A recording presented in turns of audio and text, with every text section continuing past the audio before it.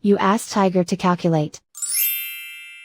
This deals with finding the midpoint between 2 points.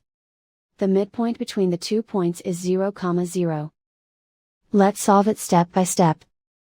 Plot the 2 points and calculate the midpoint using the formula. The coordinates of point 1 are, x1 equals 15, y1 equals 13. The coordinates of point 2 are, x2 equals negative 15, y2 equals negative 13. PM represents the midpoint of the 2 points.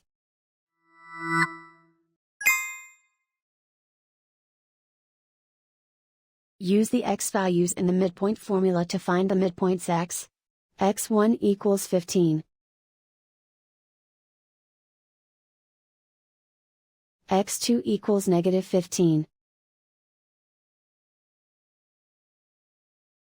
Simplify the arithmetic.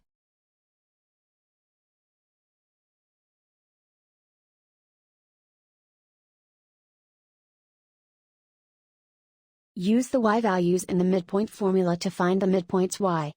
y1 equals 13. y2 equals negative 13. Simplify the arithmetic.